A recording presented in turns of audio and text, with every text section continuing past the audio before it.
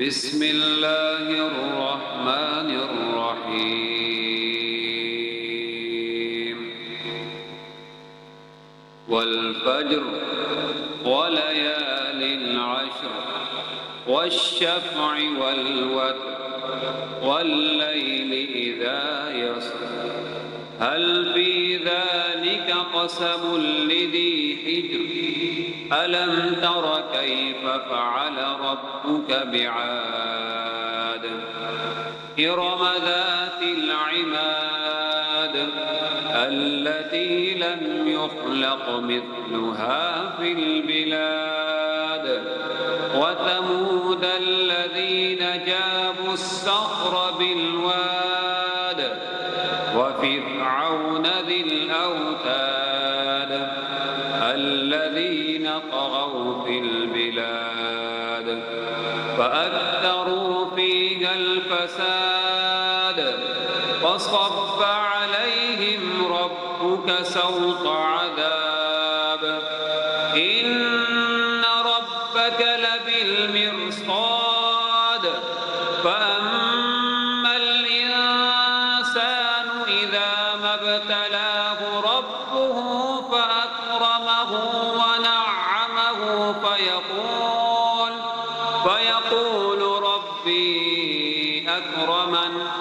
وأما إذا ما ابتلاه فقدر عليه رزقه فيقول ربي أهانن كلا بل لا تكرمون اليتيم ولا تحاضون على طعام المسكين وتأكلون التراث أكلا لما وتحبون المال حبا جما كلا إذا دكت الأرض دكا دكا وجاء ربك والملك صفا صفا وجيء يومئذ بجهنم يومئذ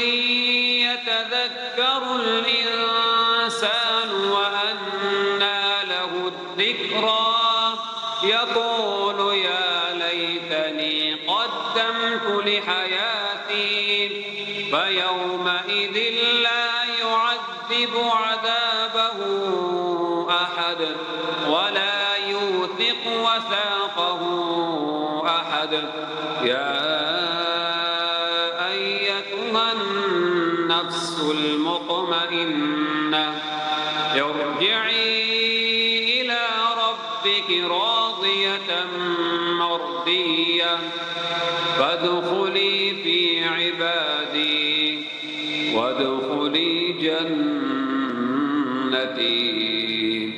صدق الله العلي العظيم.